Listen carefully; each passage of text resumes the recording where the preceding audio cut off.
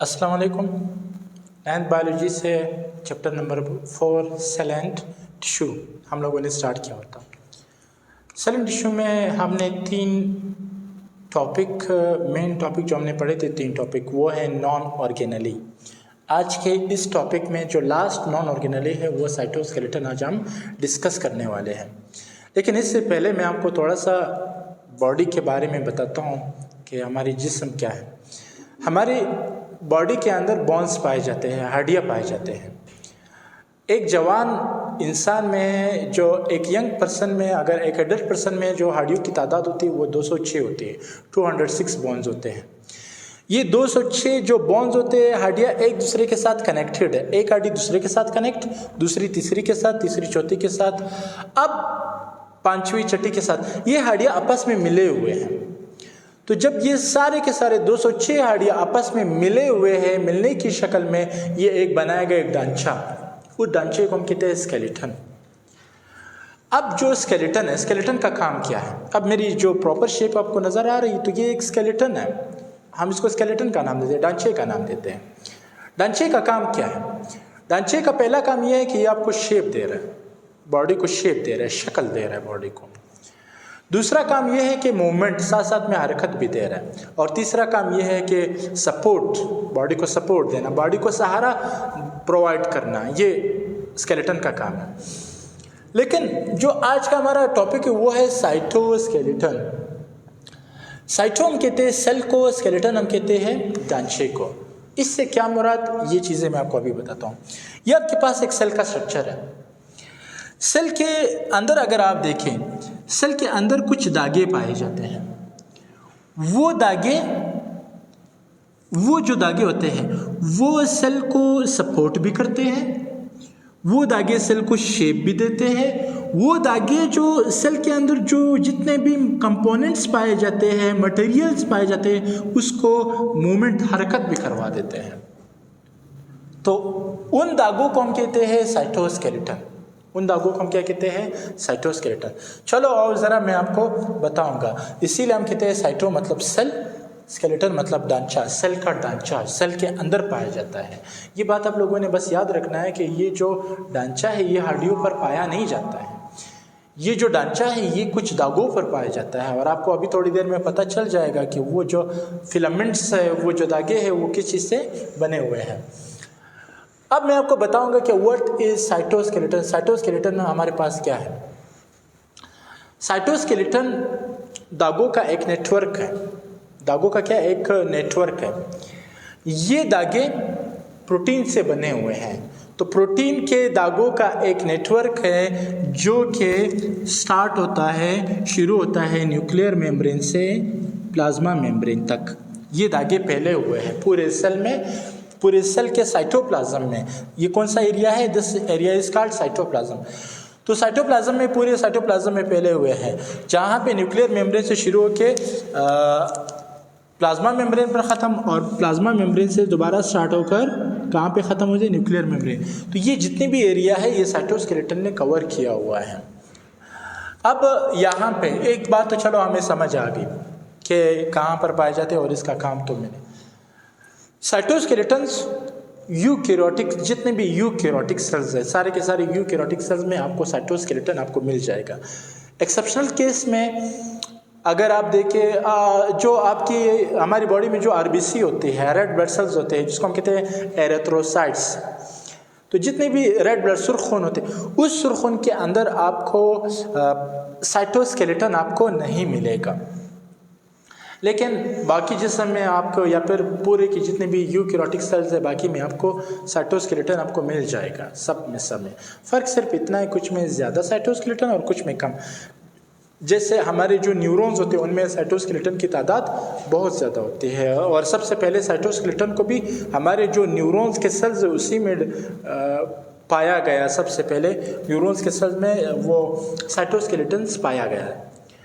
दूसरी बात ये है कि जो साइटोस्केलेटन है, इनमें से जो कुछ प्रोटीन्स के बने हुए धागे हैं, कुछ ज़्यादा मोटे, कुछ थोड़े और कुछ पतले होते हैं।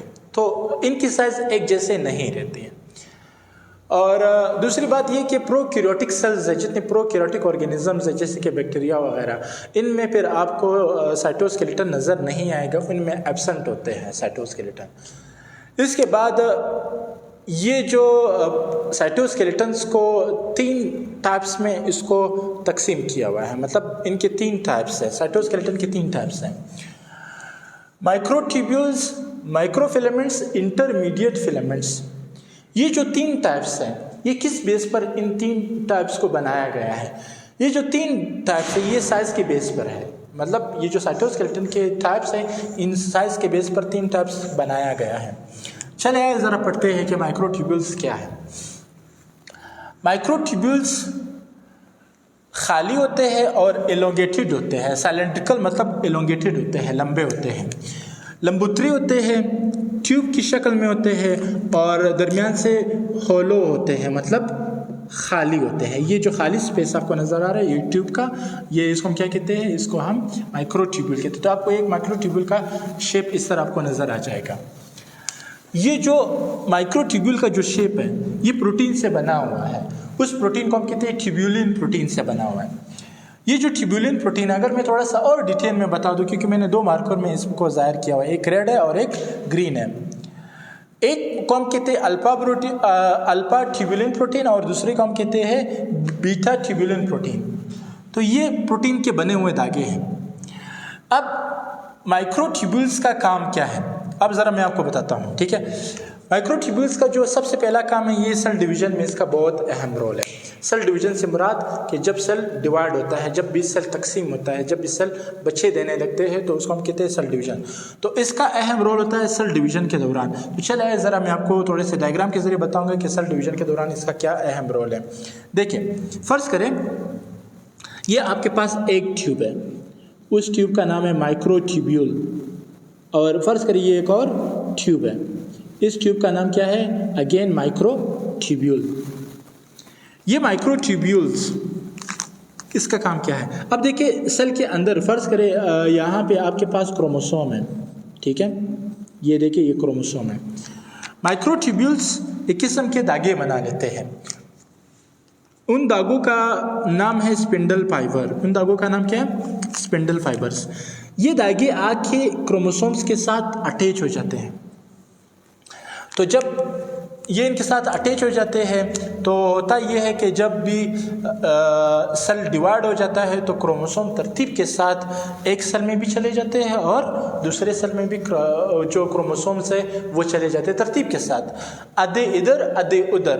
तो यही माइक्रोट्यूब्यूल्स का काम है कि जब भी सेल डिवाइड होता है तो इस डिवीजन के दौरान माइक्रोट्यूब्यूल्स का बहुत अहम रोल है। तो पहला काम है कि माइक्रोट्यूब्यूल्स का दूसरी बात ये सिलिया और फ्लैजेला बनाते हैं, मतलब अहम कंपोनेंट है सिलिया एंड फ्लैजेला। क्या सिलिया और फ्लैजेला आपको मैं थोड़ा सा इधर बताऊंगा कि सिलिया और फ्लैजेला क्या है। फर्ज करें आपके पास एक बैक्टीरिया है,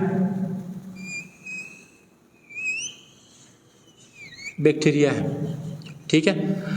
इन बैक्टीरिया पर कुछ दागे पाए जाते हैं, ऐसे कुछ छोटे छोटे दागे पाए जाते हैं ऐसे। इन दागे को अगर आप देखें ये ट्यूब्यूलिन प्रोटीन से बने हुए हैं। इन दागों का नाम है सिलिया। इनका नाम क्या है? इसका नाम है सिलिया।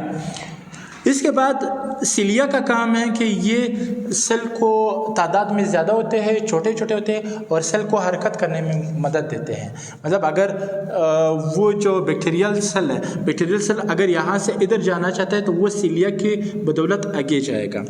इसके बाद अगर मैं आपको एक और स्ट्रक्चर बताता चलूँ, ये आपके पास एक और स्ट्रक्चर है, ठीक है।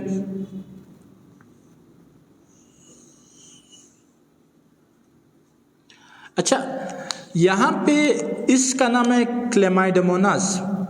ये क्लेमाइडोमोनास में एक लंबा और बड़ा मोटा सा एक धागा है। इन लंबे और मोटे बड़े धागे को हम कहते हैं फ्लैजेला। और एक धागा है, लेकिन इस फ्लैजेला का भी काम है कि सेल को मूवमेंट करना, सपोर्ट करना, आगे तक ले जाना। ये इस फ्लैजेला का काम है। तादाद में है कि माइक्रोट्यूब्यूल से बना हुआ है, ठीक है। इसका जो दूसरा काम ये है सेलुलर मूवमेंट में इसका अहम रोल है। सेलुलर मूवमेंट से क्या मुराद है कि सेल का आगे की तरफ मूव करना। ये एक सेल है, ये सेल को आगे की तरफ आ जाना। फर्ज करिए वो बैक्टीरिया उधर था, अभी बैक्टीरिया इधर आ चुका है, तो इसको हम कहते हैं सेलुलर मूवमेंट। सेल का मूव करवाना, एक जगह से दूसरी जगह जाना। एक से अगला काम यह है कि ट्रांसपोर्ट में भी इसका अहम रोल है। मतलब जो सेल के अंदर से बाहर चीज़ें ले जाना और बाहर से अंदर ले जाना, तकरीबन इसमें भी मददगार कौन साबित होता है? मददगार साबित होते हैं माइक्रोट्यूब्यूल्स का अहम रोल इधर भी होते हैं। मेन चीज़ जो मैंने आपको नहीं बताया वो मैं अभी बताने लगा हूँ। इसका जो शेप होता है माइक्रोट्यूब्यूल्स का इसका जो साइज़ होता है वो 20 to 25 नैनोमीटर इनका साइज होता है। ठीक है, तो इसका साइज क्या है? 20 to 25 नैनोमीटर इसका साइज है। माइक्रोफिलामेंट्स भी धागे होते हैं। इन धागों का जो साइज है वो एटलीस्ट 5 to 7 नैनोमीटर होता है।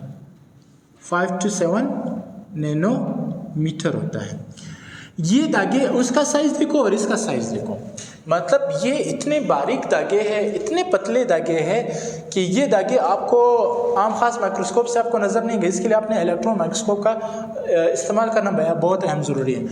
जो माइक्रोफिलामेंट्स होते हैं ये सिलेंडर होते हैं। सिलेंडर मतलब बारीक होते हैं, बहुत ज़्यादा पतले होते हैं। ठीक है, तो ये बारीक होते हैं, पतले होते हैं।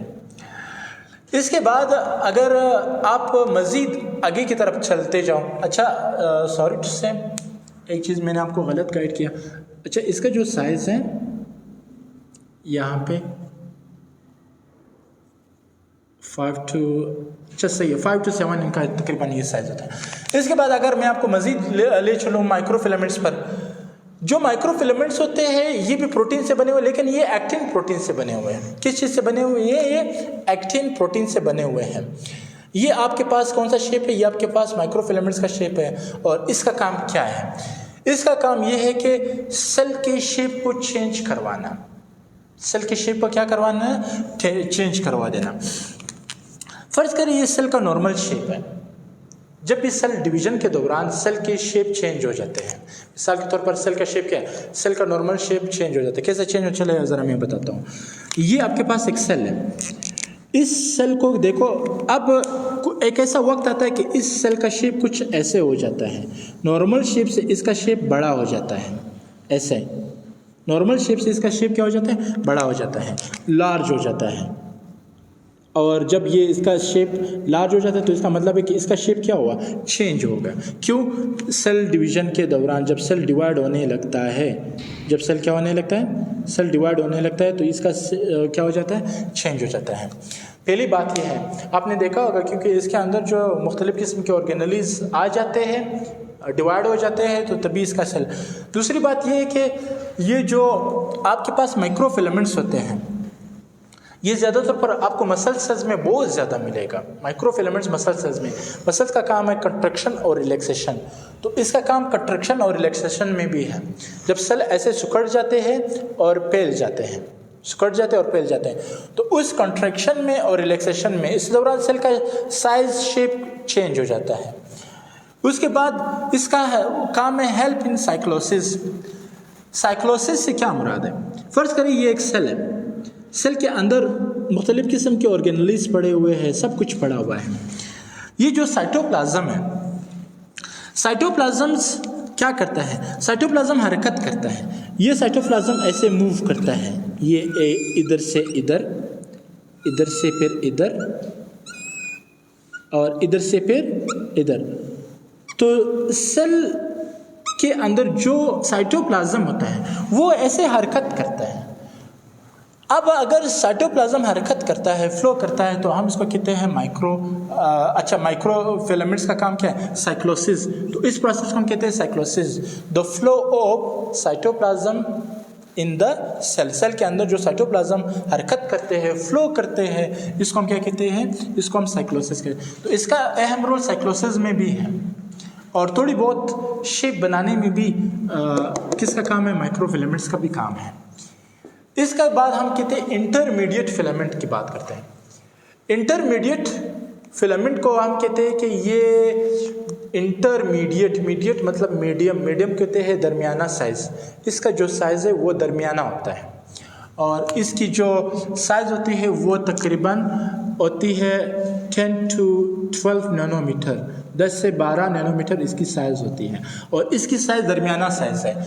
अब ज़रा देखो वो 20 से 25 था, ये 5 से 7 था, लेकिन ये देखिए इसका साइज़ 10 to 12 आ रहा है, इसका साइज़ दरमियाना साइज़ है। तो ये जो होता है ये बिल्कुल दरमियाना साइज़ का होता है, मतलब इसका जो साइज़ है वो माइक्रोफिलामेंट्स और माइक्रोट्यूब्यूल्स के दरमियाना साइज़ है, इनकी बिटवीन जो साइज़ आ रहा है वो इंटरमीडिएट फिलामेंट्स का आ रहा है। पहले भी बताया कि इनके जो टाइप्स है वो साइज़ के मुताबिक दिए गए हैं और इसके बाद वो ये जो इंटरमीडिएट फिलामेंट है ये वोमेंटिन प्रोटीन से बने हुए हैं, तो ये आपके पास वोमेंटिन प्रोटीन से बने हुए हैं, ठीक है। इसके बाद अगर आप देखें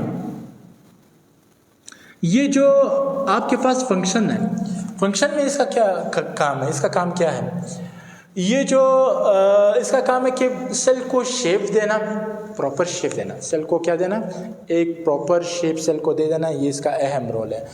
दूसरा अहम काम इसका जो है वो है क्या है, मेंटेन सेल शेप, सेल के शेप को बरकरार करना, सेल को शेप को बिगाड़ने नहीं देना, ये इसका अहम शेप है, इसका अहम रोल है। और इसके बाद लास्ट काम जो इसका मैं बताऊं, ये सेल को मजबूती भी देते हैं साथ साथ में, तो सेल को मजबूती देना और इस सेल को शेप देना ये इसका काम है। एक फाइनल चीज़ जो मैंने मिस्टेक की है वो ये है कि मैंने इस डायग्राम को आप ले जाओ उधर और उस डायग्राम को आपने ले आना है इधर, क्योंकि ये वाला जो डायग्राम है ये आपके पास इंटरमीडिएट फिलामेंट का है और वो वाला जो डायग्राम है ये आपके पास किसका है, माइक्रोफिलामेंट्स का डायग्राम है। तो इस चीज़ को आपने यहाँ पे समझना है, ठीक है, क्योंकि इनकी जो साइज़ होती है वो 12 नैनोमीटर और यहाँ पे जो इसका साइज़ है ये तकरीबन आपको 5 to 7 नैनोमीटर है।